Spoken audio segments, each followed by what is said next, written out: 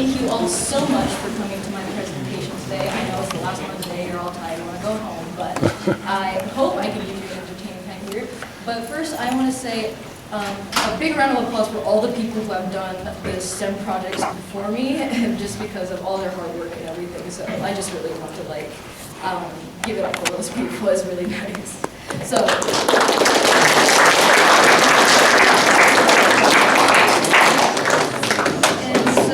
Before I start, I want to introduce you to my inspiration for this project. A man who goes by the name of William Utermolen, which I may or may not have pronounced right, but he was an artist who was very famous for his self-portraits. And he was actually diagnosed with dementia when he was making this portrait right here. And over the course of the years, this one was made in 1967, we can see that his perception of himself has become completely, utterly distorted.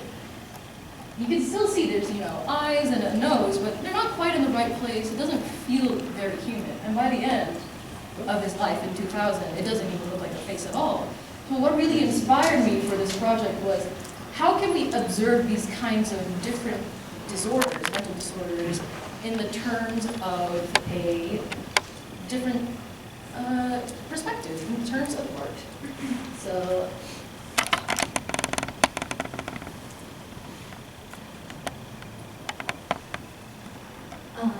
So as part of my presentation to my project, I want to introduce you to oh my God. Whoa, okay. That was fast. You didn't see any of that. Jeez. How did you go? Okay. Oh, there you go. Anyways, I want to introduce you to a study in sapphire. This is basically my neuroscience observational case study where I researched the effects of depression in specific on participants' art. And for my company, I named it AHUM Institute of Neuroscience Research. My name is Gayathri. I'm a senior here at Greenwood High School. But first, a little bit more about me. You guys do not see this slide already. I've taken about 14 AP classes in my course of my high school career. I have done both stuff on the art end, 2D art, as well as the math and science end, calculus and biology. Still don't know how I passed that, to be honest with you. But a lot of what really inspired my art aspect of this project is that I've been a commission artist for some time now. And I really wanted to incorporate that into this project. Another part of inspiration was this quote by Caesar Cruz, where art should comfort the disturbed and disturb the comfortable. I was really thinking about how the brain plays into regulating emotions and all that jazz. So, and how that could affect art and make this quote more true than we honestly think. So the premise of my project is that I asked 12 participants with symptoms of depression, either diagnosed or undiagnosed, and some people do not have symptoms of depression, so I could use them as a control group, to make art over the course of 15 weeks, according to 15 different prompts. These prompts were designed to take a deeper look into their subconscious, really. So I gave them more broad-ranging concepts rather than specific things like, teeth or oranges or something like that, where they could really get into it and make it art that they're proud of, and also something that is entertaining to draw. Some of my objectives for this project was conducting a study with some relevance to neuroscience, which is going to be my major because, I'm going to see a boulder for neuroscience for the 4th time. Go Buffs. So, and I really wanted to have a basis for a thesis in the future, something I could start research for.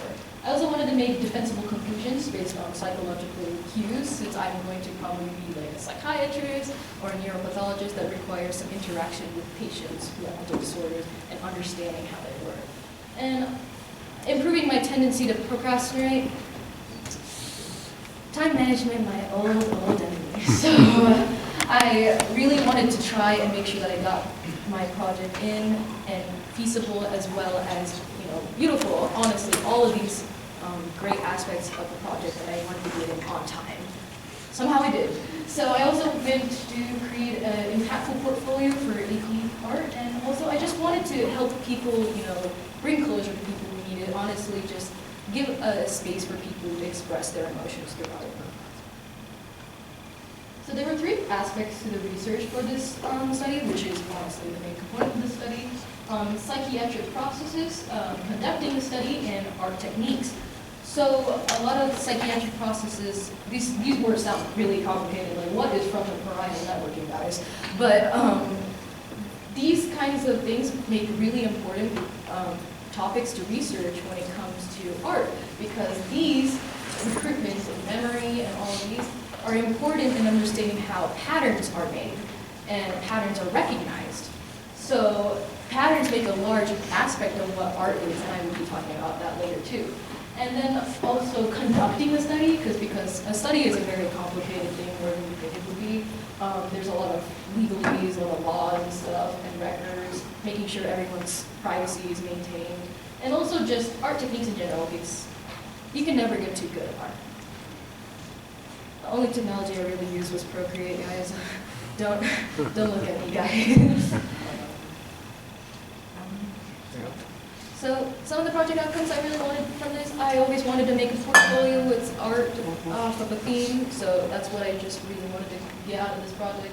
I also wanted some kind of paper or an exhibition of sorts that I could use my research in the future, and also just an AP credit. Honestly, AP credits are helpful.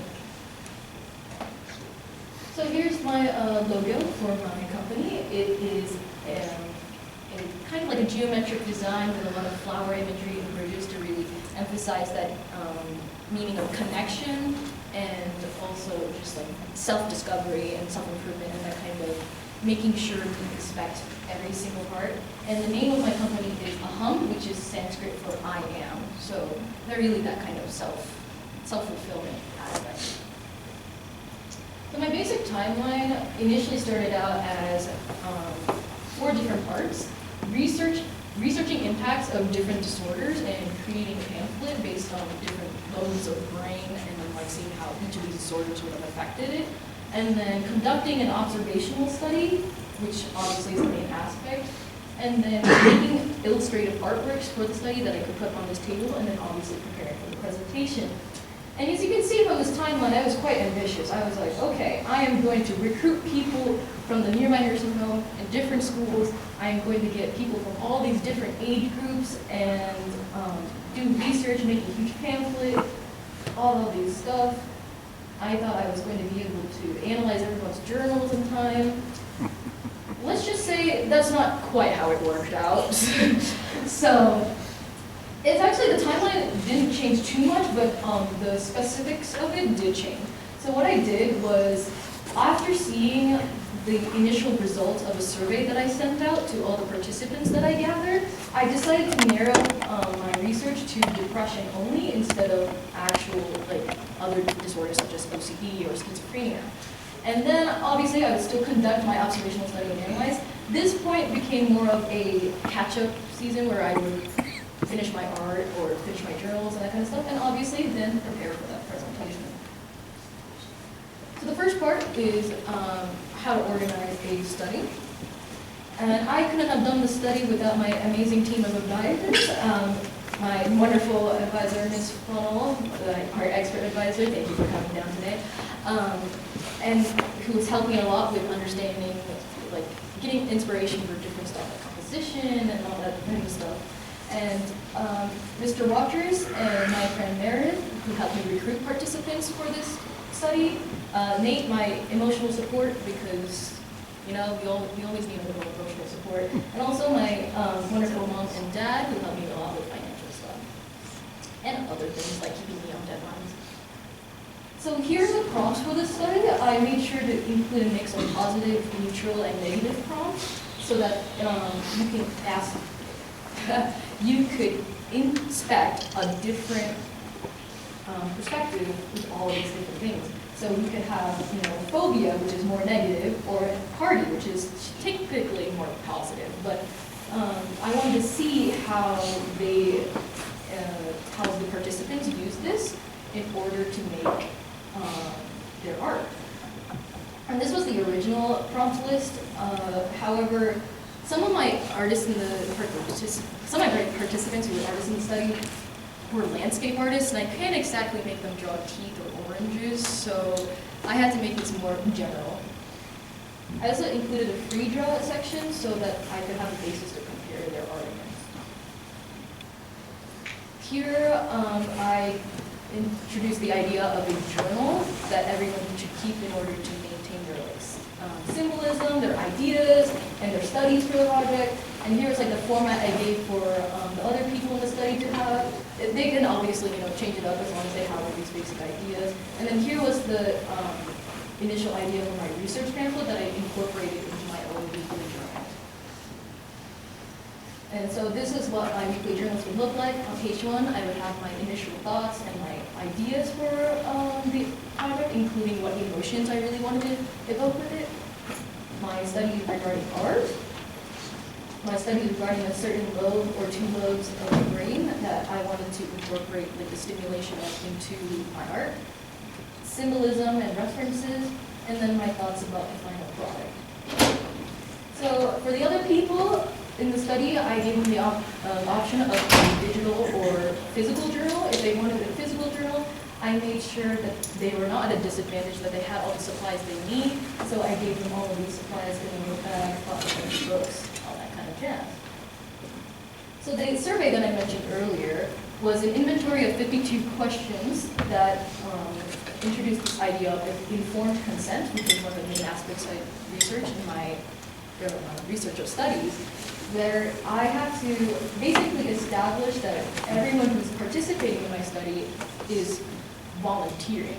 Like, they have voluntary participation, that they can back out at any time. It's also here to explain the purpose of the study, so they're walking in with all the details. And it's also, this is really important in ensuring privacy, especially with a new Colorado law that I think I will mention in this presentation.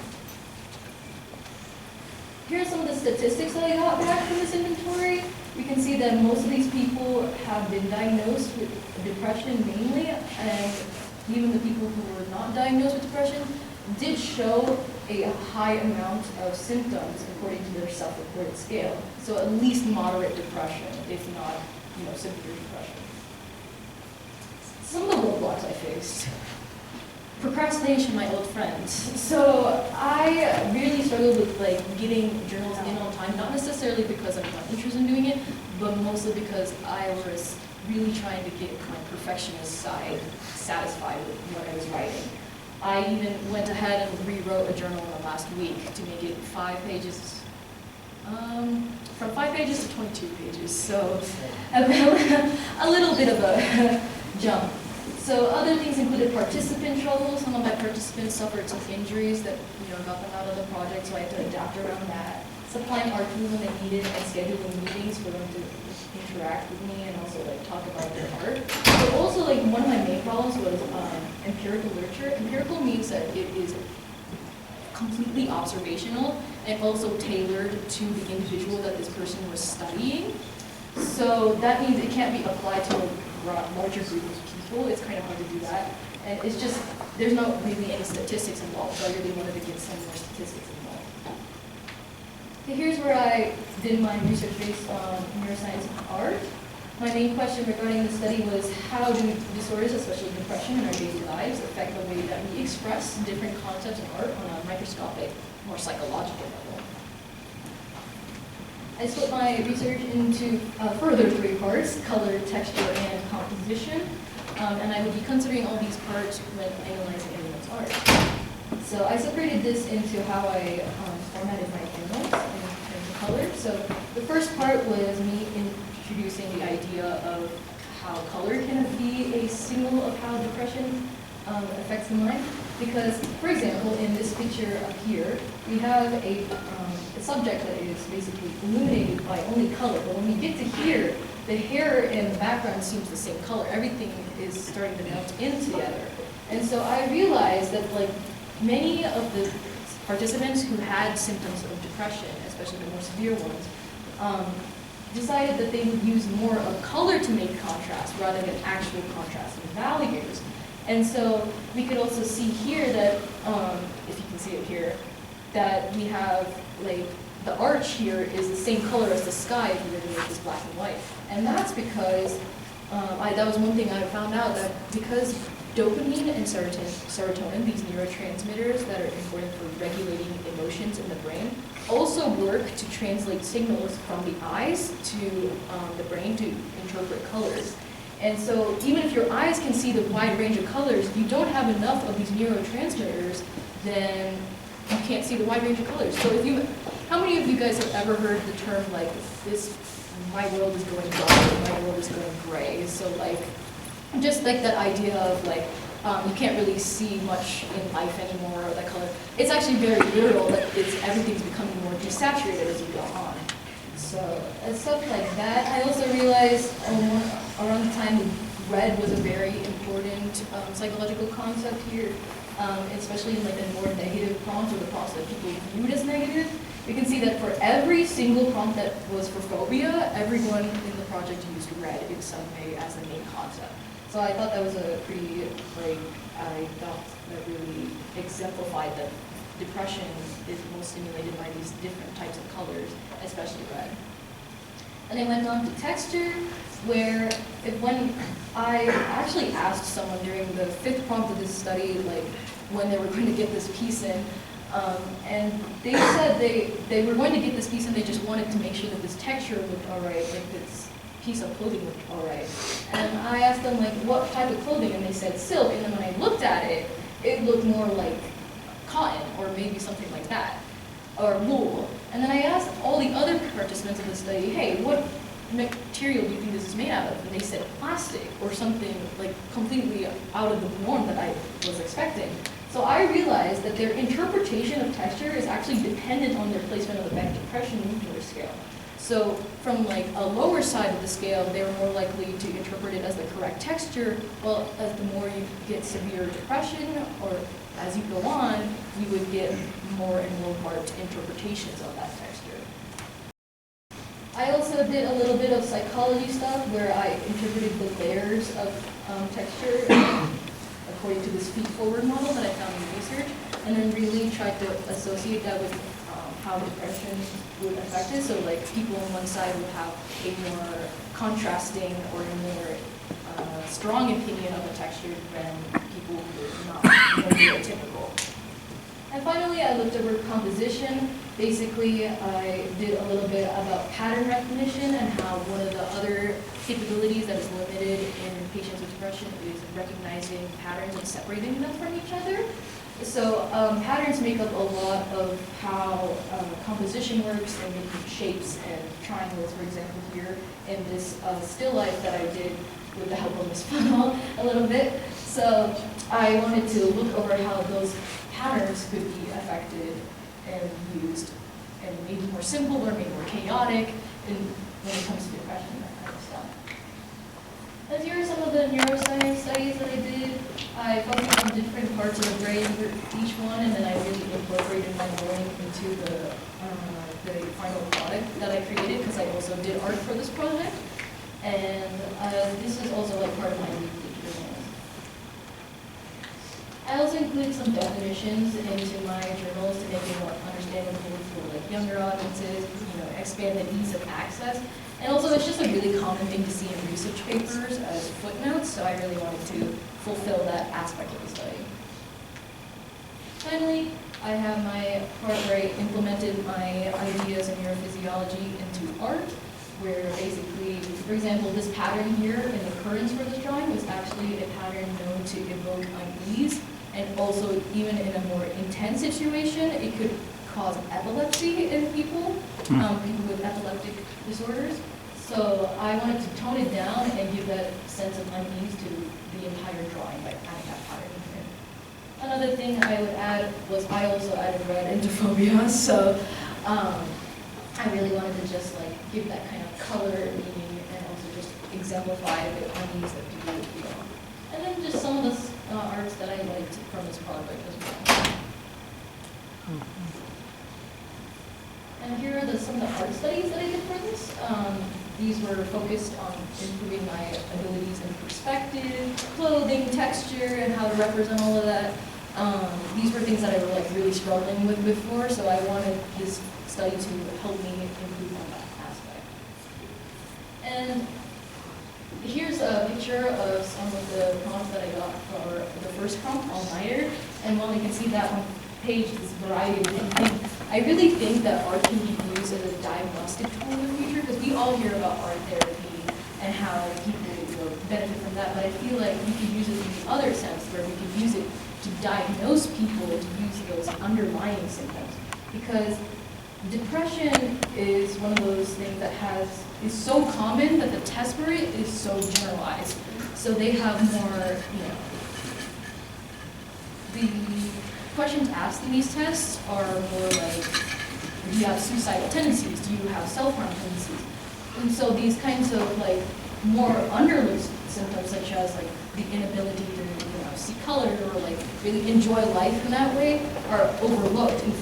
And obviously suicidal tendencies are something people need to monitor, but I think it'd be easier for people who are overlooked to use these kinds of more subtle practices to get the help that they need. So that's it on my presentation. I will be flipping through my bibliography. I just want to say thank you all so much for coming to the presentation, and also just good luck to everyone who's going to be going next afterwards. I'll take a question now. Lewis? So, do you think, let's say the depressed patients drew an image, and then they took shrooms or psilocybin, do you think that the resulting image would be different and maybe correlate with a non-depressed patient? So assuming they have the same art style. Assuming they have the same art style. So I want to say that like with the addition of like psycho-hallucinatives and all that kind of stuff, you would get, I feel like hallucinations would turn both sides, from like the non-diagnosed and the diagnosed, to more of the same area, just because of the way that they stimulate the brain. So that's what I honestly think. Ty? You thought of, so you mentioned a lot, obviously basically this entire study was focused on the, like, oh, you see this color or whatever. Do you, I mean, in all your research, do you know if this can also apply to, for example, how you hear things or how things feel like, physically? So one part of the thing that I was researching during the study was like texture, and that was because patients with depression actually have a decreased ability to recognize texture, because there's this chemical called cortisol that is excessive in patients with depression, and that reduces the size of the brain, part of the brain that is responsible for recognizing texture. So I believe that it would also affect the way that they interpret touch on like a physical basis as well. So at least what I think. For this project, like if we were doing time period, do you think you could actually make a case study of like in case of artists who do these things have these types of not just depression but different symptoms of different things? So yeah, for this study, I made sure that I had like a very specific sample of people from like 16 to 18 years of age, biologically female, all showing symptoms of depression. But in the future, if I really wanted to, I could really get like